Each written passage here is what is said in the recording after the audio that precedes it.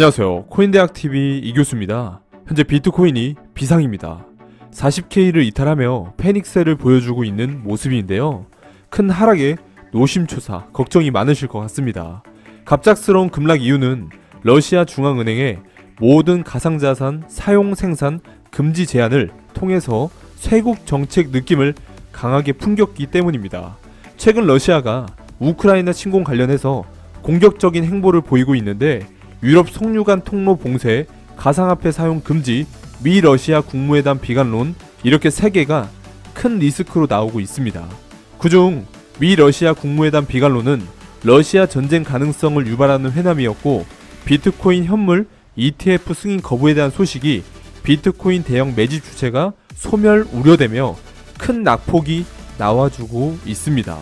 부디 회복되길 바라는 마음에 좋은 일 가득하길 기원하겠습니다.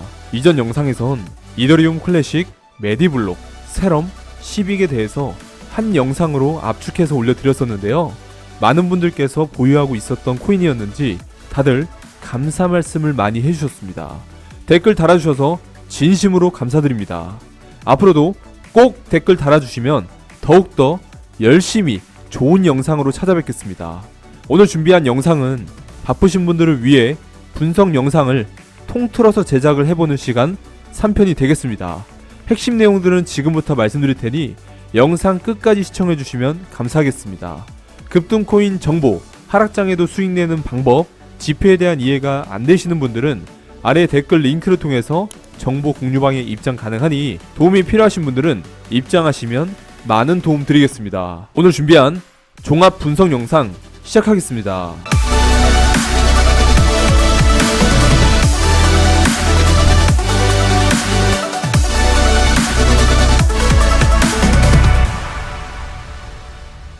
자, 시작해볼까요? 시아코인 분석 영상입니다. 같이 보시죠. 루니나님, 밝게 빛나는 시아코인 웹 3.0으로 좋은지 그럼에도 불구하고 중국 코인이라 안 될까요? 분석 요청합니다. 라고 해주셨고요. 10억 모으 기러기님께서도 아버지 아파트 대출 남은 거 올해 안에 갚아드리는 게 목표입니다. 여러 번 부탁드렸던 시아코인 부탁드립니다. 라고 해주셨습니다. 그 외에 호호유님, 정상수님, 호도둑님, 햄찌TV님, 제이아이님 모두 힘내시길 바라고요. 제가 분석해보도록 하겠습니다. 그럼 본론으로 시아코인에 대해서 파헤쳐 보겠습니다. 시아코인은 분산형 클라우드 기반의 스토리지 서비스를 이용해서 블록체인화 시킨 코인이고요. 간단히 말해서 사람들이 사용하지 않는 저장 공간을 공유하면 이를 합쳐 하나의 거대한 저장 공간을 만들고 필요한 사람에게 제공합니다. 보통 제3자에 의해 실행되었는데 이는 남용이나 보안 문제가 있었죠. 하지만 시아코인은 블록체인과 스마트 컨트랙트를 통해 시스템을 분산화하고 암호화시켜 이 문제들을 해결했습니다. 시아코인의 아이디어는 2013년 핵 MIT 2013에서 사용하지 않는 저장 공간을 활용하는 방법이 없을까 하는 단순한 생각에서 시작되었다고 합니다. 사람들은 자신의 하드디스크 중 일부를 일정 기간 동안 대여하면 사용료를 시아코인으로 받을 수 있고 클라우딩 서비스의 탈중앙화로 이미 시중에는 많은 업체들이 클라우딩 서비스를 지원하고 있는데 굳이 새로운 클라우딩 서비스가 필요할까? 라는 질문을 할 수가 있을 텐데요. 지금의 클라우딩 서비스들은 주로 대기업들이 독점하고 있으며 그들의 중앙화된 서버와 네트워크를 통해서 모든 정보가 저장되고 그들이 관리하고 있는데 대기업들은 이러한 독점 구조를 이용해 높은 가격을 설정하고 있다는 문제점이 많죠. 하지만 시아코인은 이러한 구조에 대항하기 위해 개발된 블록체인 플랫폼이라고 보시면 됩니다. 이 코인을 만든 회사는 네뷸러스라는 회사가 만들게 되었고 CEO는 데이비드 보릭인데요. 2011년부터 비트코인 및 암호외도 공간에서 활동을 해왔으며 렌셀러 폴리테크닉 대학교에서 컴퓨터 과학을 공부하였으며 2013년에 IBM에서 소프트웨어 개발자로 일을 하였고 TPF 운영체제 업그레이드 일을 했습니다. 그 후에 2014년 시아코인의 모회사인 네뷸러스를 루크 챔파인과 함께 공동 설립을 하게 됩니다. 시아는 분산형 클라우드 데이터 저장 시스템인데 피어 방식의 데이터 저장 계약을 맺을 수 있고 이러한 계약은 저장 장치 공급자인 호스트와 저장장치 사용자인 클라이언트 간의 계약이 이루어집니다. 어떤 데이터가 어떤 가격으로 저장될지가 포함되어 있고, 계약을 유지하려면 저장장치 공급자는 클라이언트의 데이터를 저장하고 있다는 사실을 주기적으로 증명해야 됩니다. 계약 내용은 블록체인에 저장되며 공개적으로 감시할 수 있습니다. 처음에는 시아코인이 독립적인 알트코인으로 시작되었지만 나중에는 양방향 패그를 통하여 비트코인과 연결될 예정이고, 양방향 패그는 단어에서 유추할 수 있듯이 비트코인을 시아코인으로 또는 그 반대로 전송하는 기능이며, 비트코인이 시아코인으로 교환될 때 작업을 수행하는 단일 트랜잭션이 없기 때문에 블록체인 간의 통화는 전송되지 않는데, 그 이유는 다른 블록체인에서 잔액의 진위를 확인할 수가 없기 때문입니다. 트랜잭션의 구조는 비트코인과 유사하고요. 모든 계약과 관련하여 비트코인의 모든 거래를 유효하게 하는 스크립트 언어를 사용하지 않는 대신에 공동 서명 스키마를 채택하여 사용 중에 있습니다. 또한 트랜잭션 부분을 확장하여 계약을 만들고 실행하는 것을 가능하도록 하는데, 컨트랙트, 프롭스, 컨트랙트 업데이트의 세 가지를 확장하는 것입니다. 계약 안에는 호스트와 고객이 원하는 파일의 저장 공간과 해시값이 담겨 있고, 호스트는 저장소에 대한 증명을 주기적으로 해야 하며, 계약에는 그 주기를 포함하고 있는 계약이 실행되면 나중에 계약 업데이트를 통해 수정될 수 있습니다. 시아 마이닝이라는 마이닝 풀에서 채굴할 수 있고, 2018년 1월 중국 우치안이 이끄는 비트메인 회사가 시아코인 전용 A식 채굴기인 엔트마이너 A3를 출시했고, 경쟁사인 이노실리콘에서 S11 시아마스터 채굴기 제품을 출시함에 따라 시아코인 채굴 난이도가 10배 정도 올라간 적이 있었고, 이러한 상황이 되면 코인을 생성하는 생산 단가가 상승하게 됩니다. 하지만 지금 채굴 쪽에 대한 제한이 중국에 있기 때문에 가격적인 모습에서 큰 상승을 보여주지 못하고 있습니다.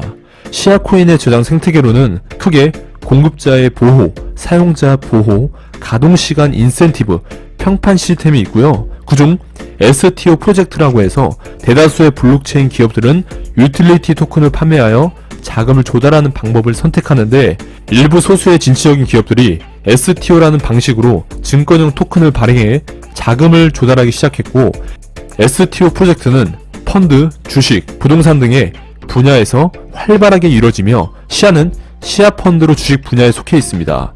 시아 토큰의 구조는 서비스 공급자가 사용하는 증권형 토큰인 시아 펀드와 데이터 임대 시에 사용되는 일종의 유틸리티 토큰인 시아 코인으로 구성되어 있으며, 기업과 공급자 사이에 거래가 발생할 경우 시아 플랫폼의 3.9%의 수수료를 지불하며, 이 수익이 시아 펀드 투자자들에게 배당금으로 지급되는 형태입니다. 물론 이러한 STO 프로젝트의 자금 조달은 유틸리티 토큰이나 페이먼트 토큰에 비해 작은 규모로 보여주지만, 시아의 사례는 향후 STO를 진행하고자 하는 스타트업에게 좋은 사례로 작용할 수 있습니다. 장점으로는 남은 하드디스크의 공간을 임대하여 시아 코인으로 수익 실현이 가능하고요. 네이버 클라우드, 구글 클라우드보다 상당히 저렴한 가격이고요. 클라우딩 시스템은 고객의 정보와 데이터를 매 10분마다 생성되는 블록과 노드를 전 세계에 걸쳐 분산시켜 저장하기 때문에 완벽에 가까운 보안이라고 보시면 됩니다. 다만 단점은 리스코로는 현재 시기적으로 중국에서 코인 채굴을 금지해서 규제를 만들었고, 발행량이 무제한이라는 점에서 리스크가 있을 듯 하니 이 점 참고해 주셔야 되고요. 시아코인에 투자한 다양한 기업들도 아셔야 할 텐데요. 그 중에서는 랩터 그룹이 중요하게 보실 필요가 있습니다. 랩터 그룹은 2008년 설립된 금융투자 회사입니다. 하지만 랩터 그룹이 투자해서 IPO에 성공한 기업들을 보면 깜짝 놀라실 텐데요. 랩터 그룹이 투자해서 성공한 기업들은 에어비앤비, 쿠팡, 쇼피파이, 트위터, 우버 등등 이런 큰 기업들을 투자해서 성공했습니다. 아무 곳이나 투자하는 투자사가 아니라는 점 참고하셔야겠죠. 따라서 시아코인도 현재 저평가 받고 있는 코인이다라고 보시면 되겠습니다.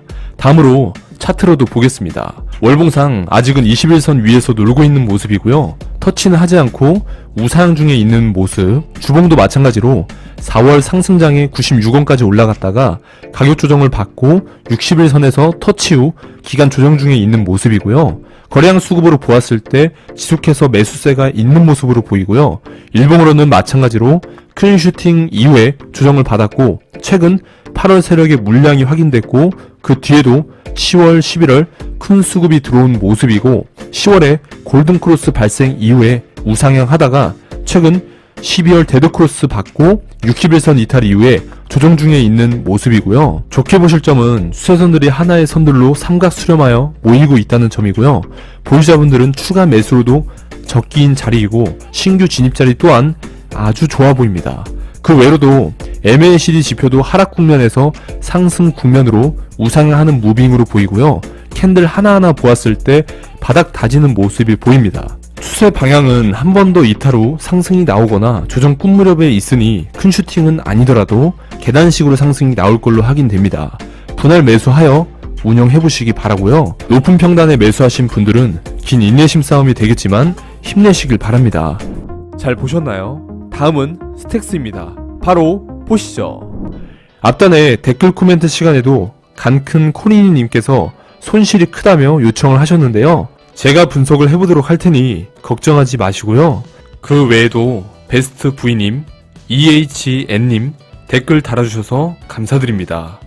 이전에 저희 영상에서도 추천 코인으로도 나가서 많은 분들께서 수익 보시고 좋아요를 눌러주셨었는데요. 그만큼 스택스는 잘 알고 있습니다. 그렇기에 본격적으로 파헤쳐 보겠습니다. 스택스 코인은 프린스턴 대학교의 컴퓨터 과학 박사 무니브 알리와 프린스턴 대학교에서 컴퓨터 과학을 부전공한 라이언 시어가 설립한 히로에서 개발한 암호화폐로 스마트 컨트랙트와 분산앱의 비트코인 블록체인과의 연결성 확보를 통해 비트코인의 생태계를 확장하고 블록체인 기반의 웹 3.0 구축을 목표로 하는 레이어 1 솔루션입니다. 클래리티 스마트 컨트랙트를 실행하기 위한 연료로 사용되도록 설계되었습니다. 즉, 일상생활에서 사용하는 형태의 화폐를 목표로 하지 않으며 스택스 블록체인과 이를 기반으로 한 스택스 생태계에서의 디지털 자산 등록, 거래 수수료 지불, 블록체인의 클래리티 컨트랙트 퍼블리싱과 같은 네트워크 기능에서 사용됩니다. 스택스의 개발팀은 초창기 인터넷에서 여러 경쟁을 통해 TCP/IP가 성공한 표준으로 자리 잡았던 것처럼 탈중앙 앱이 가장 강력하고 널리 사용되는 블록체인 네트워크인 비트코인을 기반으로 구축될 것이고, 비트코인과 스택스 블록체인을 연결하고 비트코인의 기능 확장을 시켜주는 두 블록체인 간의 합의 알고리즘인 전송 증명을 탄생시켰습니다. 그중 리더 리액션은 비트코인 체인에서 이루어지며 새로운 블록은 연결된 스택스 체인에 기록되며, 이를 통해 스택스는 비트코인의 보안성을 가지게 되며 비트코인을 수정하지 않고 확장 가능한 트랜잭션과 범용 스마트 컨트랙트를 비트코인에서 가져옵니다. 이를 통해 알 수 있는 건 모든 코인의 지표라 하는 비트코인의 동반자는 스택스, 아주 유망하다고 볼 수가 있는데요. 스택스는 보유자들이 스테이킹하면 이에 따른 보상으로 비트코인을 받게 되고요. 독립적인 채굴자들에 의한 운영이 되며, 이런 관계를 통해 스마트 컨트랙트 기능을 활용한 다양한 서비스를 비트코인에 제공하고, 비트코인은 스택스의 강력한 보안성과 정통성을 부여하는 방식인 것입니다. 스택스의 생태계로는 이렇게 많은 D앱들이 존재하는데요. 그중 우리가 알고 있는 알고랜드는 스택스 개발팀인 히로 9 블랙스택과 스마트 컨트랙트를 위한 프로그래밍 언어인 클래러티를 함께 개발했고요. 체인링크와도 기술 협력 중이며, 체인링크의 개발자 세르게이 니자로프가 스택스 엑셀러레이터 멘토로 참여 중이며, 페이코인도 비트코인 기능을 추가하기 위해 스택스와 협력 중이며, 인젝티브 프로토콜은 비트코인 파생 상품 제공을 위해 블록체인과 통합 작업을 진행 중이며, 오르비 체인은 스택스와 통합을 준비하는 중이라고 합니다. 또한 가장 눈여겨볼 정보로는 2019년 당시 블록스택으로 미국 증권거래위원회인 SEC의 암호화폐로서 최초로 승인을 받았고요. SEC의 승인으로 합법적인 토큰 판매를 진행하며 독특한 ICO를 진행했고요. SEC의 승인이 암호화폐에 대한 기술보다 스택스의 블록체인 기술이 인정받았다는 것으로 보는 것이 현명하겠죠. 주식을 판매해 투자금을 확보하는 것처럼 ICO 진행을 통해 토큰을 팔아 투자금을 확보하게 되었습니다. 하지만 SEC의 규제로 증권형으로 분류되어 일반적인 미국 암호화폐 거래소에 상장이 쉽지 않게 되었고, 메인넷을 출시하여 스택스가 더 이상 증권으로 분류되지 않는다는 최종 연례보고서를 2021년 4월경에 SEC에 제출하게 됩니다. 아마 SEC 측에선 리플의 다음 타자로 보지 않을까 싶기도 한데요. 기술력인 전송 증명은 스택스에서 처음 제시한 개념으로 두 블록체인을 이어주는 최초의 합의 알고리즘이 있고요. 비트코인을 베이스 체인으로 사용하고 스택스를 연결된 체인으로 사용하여 POX를 구현하고 POX의 리더 선출은 비트코인 블록체인을 통해 이루어지고요. 작업 증명 방식과 같이 전기를 사용하는 것이 아닌 이미 발행된 비트코인을 계산 증명으로 재사용하고 채굴자는 비트코인을 채굴 비용으로 사용합니다. 채굴자들은 다음 라운드의 리더로 선출되기 위해 입찰을 하며 프로토콜은 VRF를 통해 라운드에서 이긴 채굴자 리더를 선택하며 스택스 블록체인에 새로운 블록을 기록하고 보상을 얻게 되어 있는 구조입니다. 채굴자 입찰에 사용된 비트코인은 합의에 적극적으로 참여하는 스택스 보유자의 특정 주소 집합으로 전송되며 채굴 과정에서 사용된 비트코인은 없어지지 않고 스택스 보유자들에게 보유 및 알고리즘 참여에 대한 보상으로 전송됩니다. 앞서 말씀드린 클래리티 스마트 컨트랙트는 스마트 컨트랙트를 위한 새로운 프로그래밍 언어고요. 메인넷 출시 전 2년 동안 프린스턴 및 MIT 연구원들이 개발해왔으며 스마트 컨트랙트에 버그가 덜 발생하고 개발자가 비트코인 상태에 대한 로직을 직접 작성할 수 있게 하며 클래리티 언어는 예측 가능성과 보안을 위해 최적화되어 있습니다. 스택스 2.0은 클래리티 스마트 컨트랙트를 비트코인에 앵커링시켜 스마트 컨트랙트를 가능하게 하며 비트코인 블록체인에서 본 액션을 기반으로 작동합니다. 이더리움에서 계약을 구현하는 언어인 솔리디티는 결정 불가능한 언어인데 클래리티는 결정 가능한 언어일 뿐만 아니라 해석까지도 가능하며 비트코인 상태에 대한 가시성을 갖추고 있으며 이는 컨트랙트 로직이 순수한 비트코인 트랜잭션을 기반으로 트리거될 수 있음을 의미합니다. 즉, 클래리티는 비트코인과 포크를 계약하므로 개발자는 비트코인 포크와 스마트 컨트랙트가 포크에 맞춰 조정해야 하는 코너 케이스에 대해 걱정할 필요가 없는 셈이죠. 개발된 앱은 가이아라는 스토리지 시스템을 사용해서 오프체인 데이터를 저장하며 분산형 신원 인증의 DID의 도구로 탈중앙 저장소이며 클라우드 소프트웨어 제공업체 허브 서비스와 스토리지 리소스로 구성이 되며 마이크로소프트의 애저나 아마존 EC2 등을 이용할 수 있습니다. 가장 중요하게 보셔야 될 논문으로는 블록체인을 기반으로 한 탈중앙화된 웹 3.0 구축은 스택스의 최종 목표이며 기존 인터넷에서는 사람과 사람이 서로 통신하려면 구글이나 페이스북 같은 대기업을 통해야만 가능했었지만 문제는 이런 대기업들이 사용자들의 데이터를 수집하고 사용자는 이렇게 수집된 자신의 데이터의 소유권을 주장하기 어렵다는 것인데 블록체인을 기반으로 사용자와 사용자가 직접 소통할 수 있다면 자신의 데이터를 자신이 소유할 수 있게 된다고 하며 이게 바로 탈중앙화된 새로운 인터넷이다 라고 말한 바 있습니다.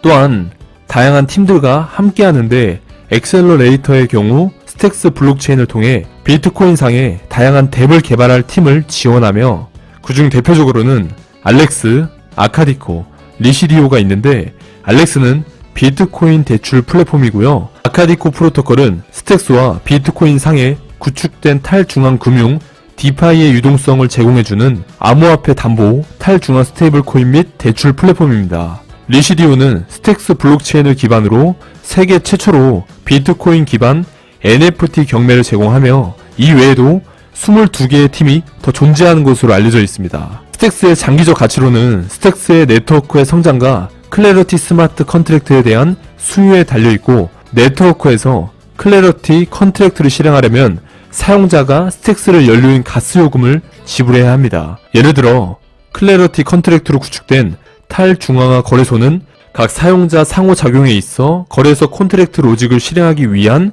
수수료로 스택스를 필요로 하면 되겠죠. 앞으로의 스택스 생태계의 확장과 함께 어떤 생태계가 만들어 나갈지 정말 궁금해지는데요. 차트로도 보겠습니다.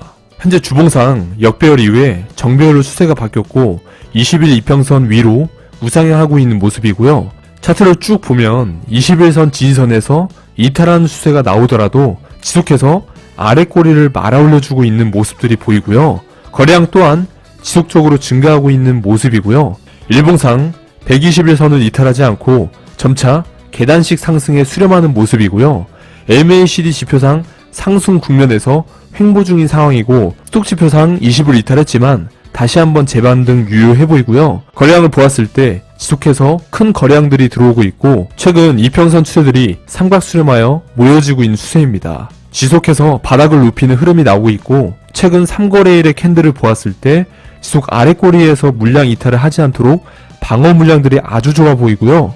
과거에 큰 이탈에도 121선을 이탈하지 않으려 움직이는 모습은 더 큰 상승폭을 만들 수 있다고 생각합니다. 앞으로의 이벤트들과 메인넷도 있으니 단기적인 관점보다는 장기적인 관점으로 비트코인 동반자라는 이름으로 부각할 날이 올 것이니 분할 매수하여 운영해보시기 바라고요. 잘 보셨나요? 다음은 플로우입니다. 같이 보시죠. 박인수님께서 요청을 해주셨는데요. 댓글 같이 볼게요.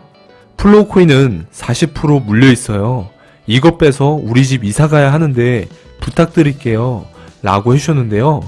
이사갈 돈을 넣으면 어떻게 합니까? 제가 분석은 최대한 해보도록 할 테니 도움이 되셨으면 좋겠네요. 다음 5416님께서도 마이너스 50%입니다. 라고 해주셨고 그 외에 조용식님, 안드로메다님, 긍정적으로님, 숫사슴님, 축행님 힘내시길 바라고요. 제가 분석해보도록 하겠습니다. 그럼 본론으로 플로우에 대해서 파헤쳐 보겠습니다. 플로우 코인은 플로우 네트워크의 기본 통화, 스테이킹, 거버넌스, 거래 수수료 지불 및 네트워크의 주요 예비 자산을 위한 네이티브 토큰입니다. 블록체인 위에 구축된 앱, 게임 및 스마트 계약의 기본 통화이므로 개발자와 사용자가 플로우 네트워크에서 거래할 수 있도록 보장된 통화이며 개발자는 P2P 결제, 서비스 요금, 청구 또는 소비자가 창출한 가치에 대한 보상을 받을 수 있도록 앱에 직접 플로우를 구축할 수 있습니다. 또한 P2P 사용자가 거래할 수 있으며 빠르고 분산된 개발자가 친화적인 블록체인으로 새로운 세대의 게임, 앱 및 이를 지원하는 디지털 자산의 기반으로 설계되었습니다. 특징으로는 스마트 계약과 다목적 아키텍처, 리소스 지향 프로그래밍, 개발자 인체공학, 소비자온 보딩, 지분증명 네트워크 이렇게 있고요. 스마트 계약은 레고 블록처럼 조립되어 농구 팬부터 임무 수행에 필수적인 요구사항이 있는 비즈니스에 이르기까지 수십억 명의 사람들에게 서비스를 제공하는 앱에 전원을 공급할 수 있는 것으로 보입니다. 다목적 아키텍처로는 플로우의 디자인은 독특하여 네트워크를 분할하거나 합의 분산을 줄이지 않고도 수십억 명의 사용자에게 서비스를 제공할 수 있도록 확장할 수 있습니다. 리소스 지향 프로그래밍은 플로우의 스마트 계약은 암호화 자산 및 앱을 위한 더 쉽고 안전한 프로그래밍 언어인 카던스로 작성됩니다. 개발자 인체공학은 업그레이드 가능한 스마트 계약 및 빌트인 로깅 지원에서 플로우 에뮬레이터에 이르기까지 네트워크는 결과에 의해 설계되었습니다. 소비자원 보딩은 일반 소비자를 위해 설계되었으며 지브론 램프는 법정화폐에서 암호화폐로의 안전하고 마찰이 적은 경로를 촉매하고자 합니다. 지분증명 네트워크는 블록체인을 시행하는 인프라의 일부로 참여하기 위해 검증자 노드가 플로우 토큰으로 표시된 보증금을 잠그도록 요구합니다. 이것을 스테이킹이라고 하고요. 스테이킹은 저비용 10일 공격한 행위자가 네트워크에 대한 과도한 영향력을 얻기 위해 많은 개인을 가장하는 경우를 방지하고 검증자가 네트워크에 대한 공격을 시도할 때 압류될 수 있는 보증금 역할을 합니다. 다만 물리신 분들이 들으셔야 할 부분은 이 부분인데요. 왜 떨어졌는지도 모르시는 분들이 많더라고요. 플로우 코인은 위에 시큘레이팅 서플라이 표에 나타나 있듯 2020년 10월 16일 기준으로 정해진 기간마다 락업된 물량이 해제되는데 1년이 지난 10월 15일까지 락업됐던 물량이 풀리면서 7,270만 개였던 유통 물량이 3억 1,550만 개까지 늘어났습니다.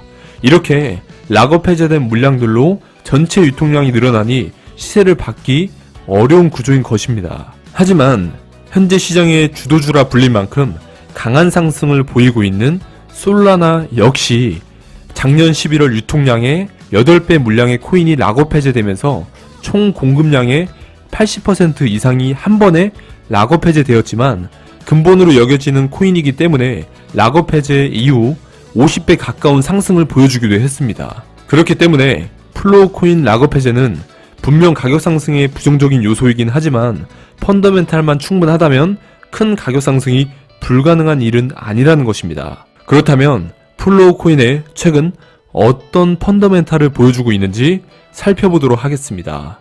암호화폐 시장 전반적으로 NFT에 대한 관심이 커지는 가운데 플로우 기반 NFT 마켓 플레이스인 NBA 탑샷이 100만 명이 넘는 이용자와 10억 달러가 넘는 매출을 기록하면서 크게 흥행하고 있으며 NBA 탑샷에서의 NFT 거래와 블록체인 트랜잭션이 1000만 건, 5천만 건이 넘는데 모두 플로우 기반으로 이루어지고 있습니다. 이는 인기 코인인 엑시 인피니티 기반 NFT 거래가 600만 건, 이더리움 기반 거래는 300만 건인 점에 빗대어 볼 때 NFT 2차 판매 시장을 선도하고 있다고 할 수가 있겠죠. 그러니 NFT 시장이 아직 끝이 난 게 아니라서 절대 포기하시면 안 됩니다. 플로우는 NBA 탑샷의 흥행으로 출시 9개월 만에 240만 개의 지갑수를 넘겼고 동시에 1900만 개 이상의 플로우 토큰이 스테이킹 되었으며 거래 수수료 지불, 스테이킹, 거버넌스 등 다양한 용도로 사용됩니다. 그리고 거래 수수료는 스테이킹 보상으로 사용되며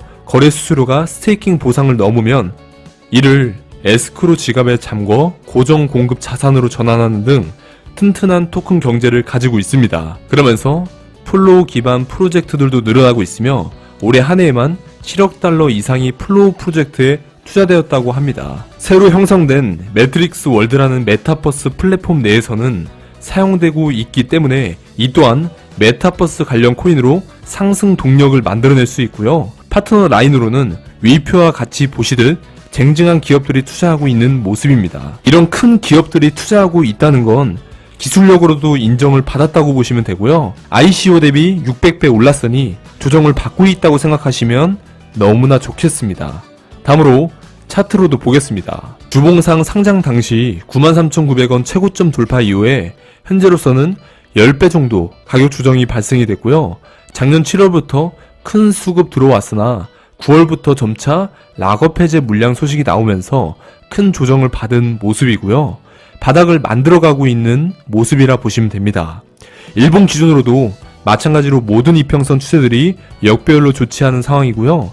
MACD 지표상 하락 국면에서 0을 재돌파하는 상승 국면이 나와줘야 될 걸로 보이고요. 스톡 지표 또한 지속 하락을 의미하는 20을 이탈해서 아래로 추세를 지속 떨어뜨리는 중이고요. 다만 역배열에서도 기술적 반등이라는 게 존재하기 때문에 이전 저점인 7,000원을 이탈 안 해주기를 바랄 뿐이고요.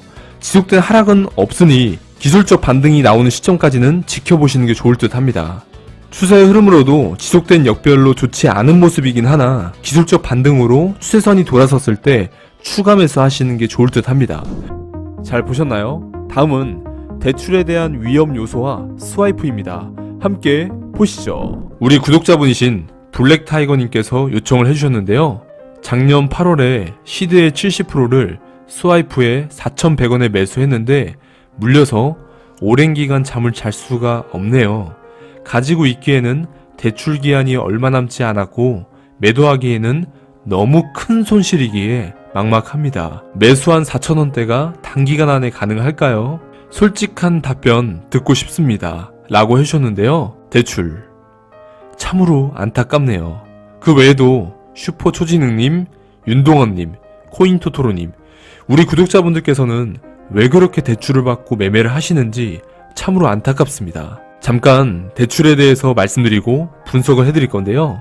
절대 대출 받고 매매하지 마세요. 전세대출, 매매대출 이런 거 제외하고 신용대출로 인해서 보통 비투하는 사람들의 심리가 더 큰 돈을 넣으면 내가 훨씬 빠르고 크게 수익을 낼 수 있을 거라 생각해서인데요.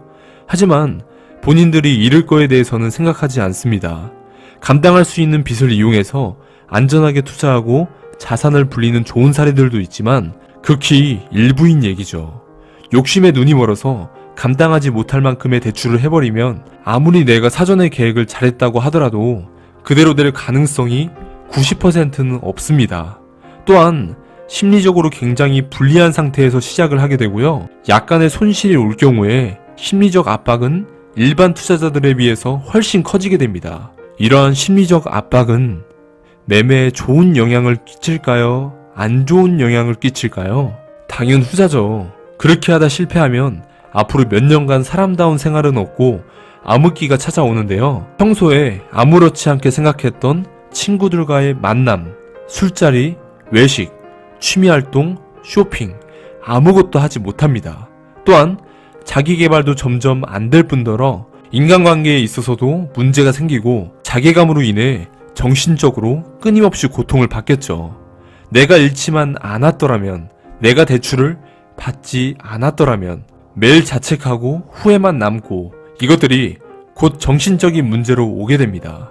정신적인 문제가 심해지면 신체적인 건강 문제도 생기기도 할 거고 우울증, 무기력증과 같은 정신질환들, 스트레스로 인한 위장장애, 소화불량, 만성두통, 혈액순환, 언어장애 여러가지 위험이 찾아듭니다. 그러니 이미 받으신 분들은 지금이라도 그만하시고 남은 대출을 변제하시길 바라고요. 대출을 고민 중이신 분들이 계시다면 절대 대출은 받지 마시고 욕심을 줄이고 투자의 경험을 늘릴 수 있는 작은 만큼만 투자해 보시기 바라고요.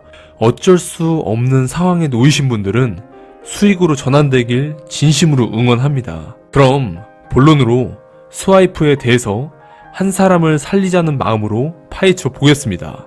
스와이프 설립자 겸 CEO는 조셀리토 리자론도이고요. 창업 비즈니스 분야에서 6년 이상의 경력을 쌓았고 스와이프를 통해 전 세계 수백만 명의 사용자가 금융 서비스와 관련된 가상자산에 손쉽게 접근할 수 있도록 한다는 비전을 제시했습니다. 스와이프는 사용자가 다양한 디지털 자산을 구매, 판매 및 사용할 수 있는 다중자산 디지털 지갑 앱이자 비자 직불 카드이고요. 스와이프의 본사는 필리핀에 위치하고 있으며 운영 법인은 영국과 에스토니아에서 설립되었습니다. 사용자가 자산을 안전하게 보관할 수 있도록 설계된 블록체인 기반의 멀티 자산 디지털 지갑 어플리케이션이고요. 지갑은 스와이프의 토큰을 사용해 출금을 포함한 모든 기능을 사용할 수 있도록 만들어졌습니다. 사용자는 지갑 내의 어플리케이션으로 그들이 가진 암호화폐를 통해 법정화폐를 사거나 팔고 지불할 수 있으며 선불카드를 구입하거나 플랫폼에서 지원하는 타 암호화폐로 교환할 수 있습니다. 우리가 알고 있는 최초의 암호화폐인 비트코인의 여러 목적 중 하나는 전자결제수단의 대체폼으로 사용되는 것인데요. 이후 이더리움, 라이트코인 등 수많은 암호화폐가 탄생했지만 아직까지도 지불수단으로 제대로 사용되지 못하고 있는데 스와이프는 암호화폐의 본래 목적을 되살려 통화로 사용될 수 있도록 하기 위해 개발되었으며 기존의 금융 시스템과 암호화폐를 연결하는 광범위한 서비스를 제공하기 위하여 시작된 프로젝트입니다. 스와이프 하면 오라클이 있는데요. 오라클은 스와이프가 개발한 이더리움 스마트 계약 어플리케이션 거래 시스템이고 실시간 마켓 데이터, 시세, 암호화폐 유동성을 확인할 수 있으며 스와이프 지갑 및 카드에서 사용되는 법정 화폐로의 실시간 환전을 가능케 해줍니다. 블록체인 상의 스마트 계약에 높은 보안성을 지닌 데이터 솔루션을 제공하는 분산 오라클 네트워크 제공업체인 체인링크의 솔루션을 적용하며 이더리움, 달러, 페어의 실시간 시세 및 스와이프의 고유 토큰인 스와이프 토큰의 커스텀, 스와이프 달러 시세 네트워크 등 다양한 레퍼런스 오라클을 도입하게 되고요. 체인링크의 오라클 솔루션은 스와이프를 온체인 트랜잭션과 오프체인 가격 사이에서 안정되고 탈중앙화된 다리 역할을 할 수 있도록 하고요. 다수의 체인링크 오라클을 같은 데이터 포인트를 주시하도록 하며 한 오라클이 중앙화되어 독점되는 것을 방지할 수 있습니다. 주요 특징으로는 유동성 프로토콜, 시세 모듈, 컴플라이언스 AI, 은행단 플랫폼, 직불카드 처리 시스템이 있고요. 유동성 프로토콜은 스와이프 오라클을 거래소나 OTC 거래자들과 실시간으로 연동하여 환전이나 거래를 진행함으로써 거래 실패를 최소화해주며 시세 모듈은 스와이프 오라클을 통해 사용자에게 시장에서 가장 유동성이 뛰어난 거래소와 OTC 거래자들의 정보를 취합하며 제공하며 거래 진행 시 실시간 분석을 통해 최고의 시세를 제공하며 컴플라이언스 AI는 스와이프가 자체적으로 개발한 시스템으로 모든 규제와 절차의 준수함과 동시에 원활한 사용자가 경험과 안정성을 제공합니다. 또한 스와이프 지갑에 내장되어 있으며 전 세계의 고객 신원 확인 인증자들과 스와이프 오라클 사이에 연동된 실시간 자동 고객 신원 확인 시스템을 관리하고요. 은행단 플랫폼은 스와이프의 지갑에서 은행단 레이어에 작동되는 기능을 제공하는데, 이를 통해 은행 사용자는 다양한 화폐를 사용할 수 있게 해줍니다. 직불카드 처리 시스템은 스와이프 지갑과 직불카드를 연동하는 핵심 요소로, 이 시스템을 통해 사용자는 스와이프 지갑과 연동된 직불카드를 사용할 수 있으며 직불 시점에 사용할 암호화폐를 실시간으로 설정할 수 있으며, 가상카드 또는 실물카드를 발행을 지원하며 애플페이 및 구글페이에 등록하여 사용할 수 있습니다. 스와이프는 결제에 관해서는 세계적으로 인정을 받는 플랫폼인데, 현재도 어느 정도 위상이 있지만 코인 결제에 관한 플랫폼이 주가 되는 시대가 아니기 때문에 아직은 결제 플랫폼 전체에 대면 부족한 것이 사실입니다. 그러나 앞으로 점점 암호화폐가 제도권 안에 들어오고 일정 부분 이상을 차지해준다면 충분히 더욱더 커질 플랫폼은 맞습니다. 그리고 최근 큰 이슈가 나온 것이 바로 바이낸스의 스와이프 인수 소식이었는데요. 세계 최대의 암호화폐 거래소인 바이낸스가 저명한 암호화폐 비자 카드 제공업체인 스와이프의 나머지 주식을 인수할 것이라고 발표했고, 인수하게 되면 유사한 암호화폐 관련 서비스를 제공하는 페이팔이나 마스터카드와 같은 다른 소매 암호화폐 공급자와 경쟁할 수 있게 됩니다. 뉴스에 따르면 스와이프는 바이낸스의 카드 프로그램 관리자 및 기술 플랫폼으로 확인이 됐고, 중요한 파트너와 협력하여 승인된 지역 시장에서 카드를 발급합니다. 인수가 완료되면 스와이프의 현 CEO인 조셀리토 리자론도가 사임할 것이라고 밝혔고, 조셀리토는 스와이프에서 1천만 달러를 구매할 것이고, 스와이프 체인은 완전히 분산된 에너지 효율적인 블록체인인 솔라로 브랜드를 변경하고, 솔라는 메인넷에서 기본 스와이프 토큰을 사용합니다. 스와이프는 프로토콜의 스테이킹이나 거버넌스에 대한 블록체인 수수료를 지불하는 데 사용되며, 이더리움과 바이낸스 체인의 모든 스와이프 보유자는 추가 인플레이션 없이 메인넷 스와이프의 비례 상황을 받게 된다고 하며, 이번 1분기 거래소 지원과 함께 출시될 예정이라고 하는데요. 바이낸스의 파워를 얻은 상황에서 카드의 활용성을 넓히는데 박차를 가하지 않을까라고 한편으로 기대가 되는 부분이기도 합니다. 다음으로 차트로도 보겠습니다. 주봉상 7,900원 고가를 찍고 조정 이후에 재반등이 나왔지만 다시 한번 데드크로스 이후에 조정이 발생된 상태고요.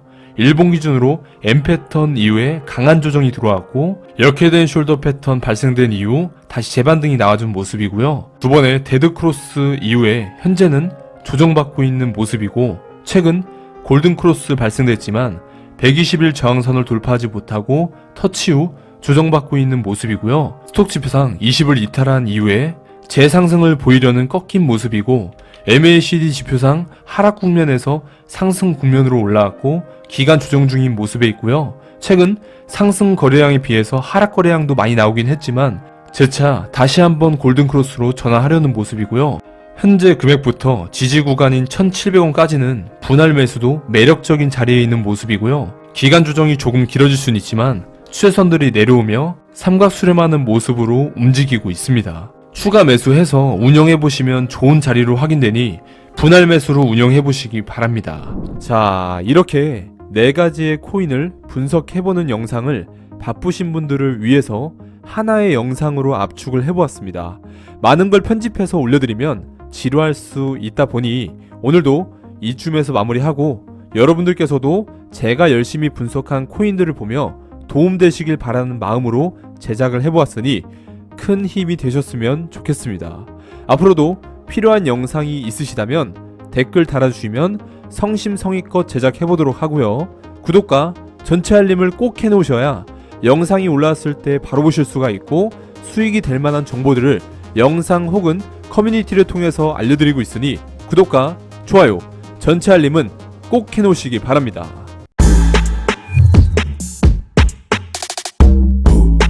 인연의 시간. 사람에게는 누구나 정해진 인연의 시간이 있습니다. 아무리 끊으려 해도 이어지고, 아무리 이어가려 해도 끊어집니다. 그렇기에 인연의 시간을 무시하고 억지로 이어가려 한다면 그 순간부터 인연은 악연이 됩니다. 인연과 악연을 결정짓는 건 우리가 선택한 타이밍입니다. 그래서 항상 예상치 못했던 곳에서 행복이 오고, 항상 예상치 못했던 곳에서 위로를 받고, 항상 예상치 못했던 곳에서 답을 찾습니다. 참 인생은 기대하지 않는 곳에서 풀리는 것 같습니다. 여러분들의 인생도 좋은 인생이 되길 잘 풀리셨으면 합니다.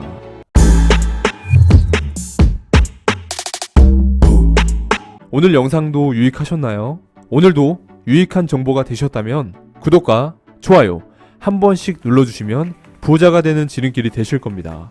급등코인 정보, 하락장에도 수익 내길 원하신다면 저 이교수가 직접 관리해드리고 있으니 아래 댓글에 코인대학TV 정보 공유방 링크가 있을 겁니다. 클릭하시고 입장하시면 실시간으로 대응해드릴 거고요. 신청자가 많아서 하루 이틀 지연되고 있습니다. 만약 빠른 연락을 원하신다면 이름 옆에 2년이라고 입력해서 제출하시면 좀 더 빠른 연락 드리도록 하겠습니다. 영상 보시는 모든 분들 목표하시는 꿈에 도달하는 그날까지 최선을 다해서 좋은 정보 제공하겠습니다. 성공을 위하여 파이팅!